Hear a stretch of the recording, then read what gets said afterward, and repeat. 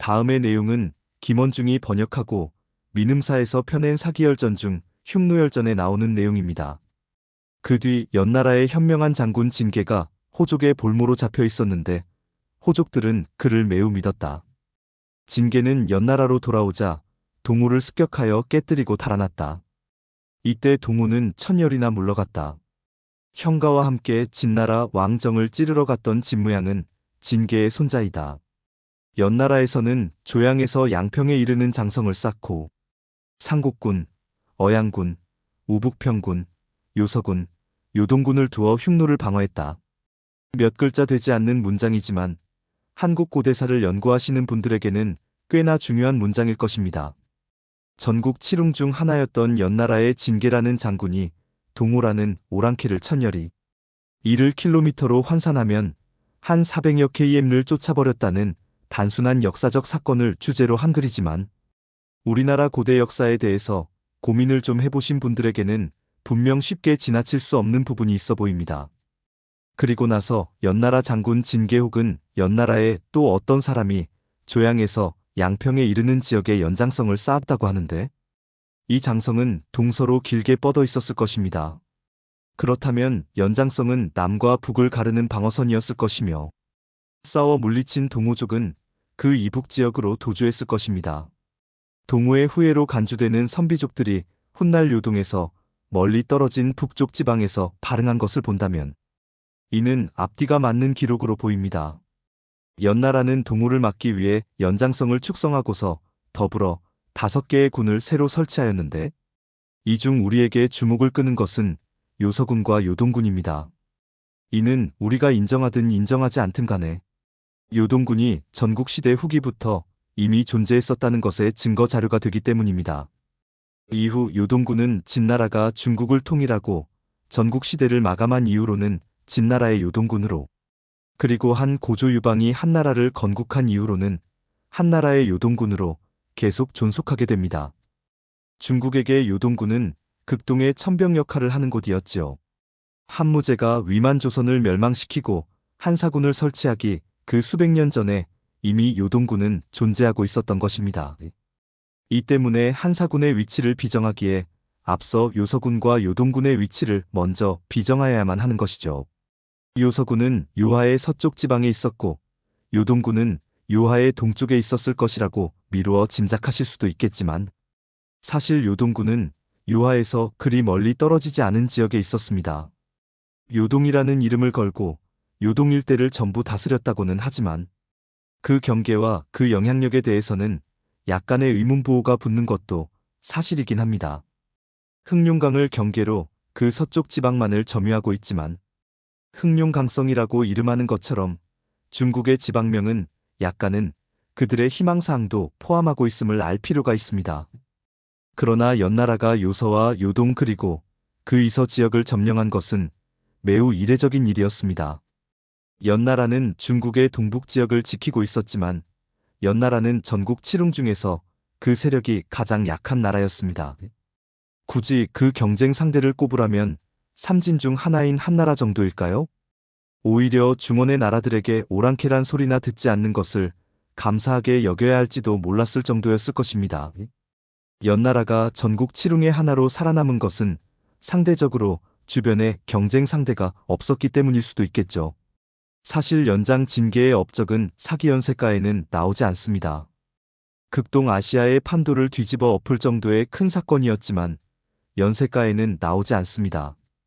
그래서 혹자들은 그 사실 여부에 대해서 의심을 갖기도 하지만 그러나 그 중요성에 대해서 무지했을 것으로 보이는 중국의 역사학자들이 굳이 이를 꾸며냈을 것이라고는 보이지 않습니다.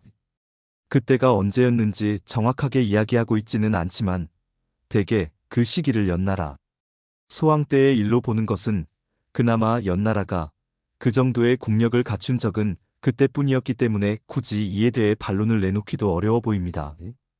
그만큼 전국 시대에 연나라의 존재감은 미약했습니다. 연장 진계의 동정이 한국 고대사를 연구하시는 분들에게 크게 주목받게 된 것은 고조선 중심지 이동설 때문입니다. 제야사학계는 꾸준히 고조선이 한반도 밖에 있었다고 주장하고 있었습니다. 그리고 강단사학계도 그것에 대해 적절한 대답이 필요한 시점이었습니다. 그래서 결국 고조선이 처음에는 한반도 외부에 있다가 진계의 동정 이후 한반도 내륙으로 이주해왔다는 중심지 이동설이라는 절충안이 나오게 된 것입니다. 이에 대해 제야 사학계도 한 발 뒤로 물러선 이후 양측 간의 첨예한 경로는 소강 상태에 있는 것으로 보여집니다. 그러나 이는 어디까지나 제야 사학계의 주장을 기반으로 한 해석일 뿐이고, 이에 대해서 강단 사학계에서는 가타부타 명백한 입장 표현은 자제하고 있는 것으로 보입니다. 고매한 석학들의 내심을 나 같은 말단 학생이 어찌 알겠습니까? 자신들의 주장만 되풀이하며 여하튼 상황은 그렇게 흘러가고 있습니다.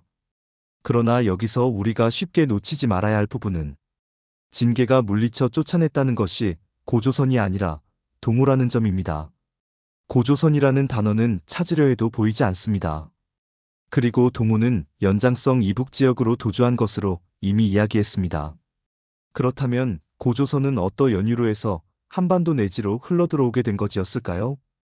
이는 연나라가 요서와 요동을 정벌하기 이전에 그곳에 동우와 고조선이 함께 살고 있었다는 가정하에 가능한 주장일 것입니다. 서로 경계를 두고 함께 살고 있었는지 또는 복잡하게 홍거했는지 알 도리는 없지만 대개 그리 추정하고 있는 것으로 보입니다. 동우가 요서에 있었고 고조선이 요동에 있었다는 주장이 다수인 듯하나 이를 입증할 만한 문헌상의 자료는 없는 것을 알고 있습니다. 단지 유적이나 유물 등으로 미루어 유추해내는 듯 보이지만 그냥 믿고 갈 수밖에 별 다른 도리는 없어 보입니다. 그러나 이 같은 주장은 고조선이 이전에는 숙신이었다는 암묵적인 가정을 기반으로 하고 있음을 우리는 인지하고 있어야만 합니다. 이는 숙신이 요서보다도 더 서쪽 지방 혹은 중국의 영향력으로부터 멀리 떨어져 있지 않은 지역에 존재했었던 것으로 보여지기 때문이기도 하죠. 또한 중국의 고대 문헌에 숙신에 대한 기록이 매우 구체적으로 자주 나오기 때문에 그 실존 여부에 대한 믿음이 더 크기 때문이기도 할 것입니다. 이에 대해서는 제야 사학계조차도 명백하게 반대 입장을 밝히고 있지 않는 것으로 보이는데 사료만을 놓고 보자면 어느 정도의 개연성은 충분히 있어 보이기 때문이기도 하죠. 즉 고조선의 전신을 숙신으로 보는 것입니다. 그러나 연나라와 동우 간의 전쟁으로부터 촉발된 민족대 이동의 도미노는 단지 동우와 고조선 두 나라에게만 국한된 것은 아니었습니다. 예맥 계열의 부족들 그리고 부여나 고구려를 건국한 세력, 거기에 더해 이미 그 당시에는 역사의 뒤안길로 사라진 것으로 믿어지던 산윤까지 그 파급력은 쉽게 짐작하기 어려워 보입니다. 우선 고구려와 부여 계열은 큰 이동은 없었던 것으로 보여집니다. 단지 도주해 오던 동우 일족의 선비족이 큰 위협이 되었던 것으로 보입니다. 동우는 장성박 이북으로 도주하고 숙신은 고조선이라고 이름을 바꾸고서는 대동강 유역 묘지에 정착하였던 것 같습니다. 그렇다면 산융의 잔존 무리들은 어디로 사라진 것일까요?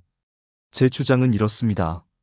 산융의 잔존 무리들과 예맥의 여러 부족들이 융화되어 대동강 이남, 한반도 남부 내륙 지방으로 대거 이주해 들어온 것으로 보여지며 그들이 사만이 되었다고 추정하고 있습니다.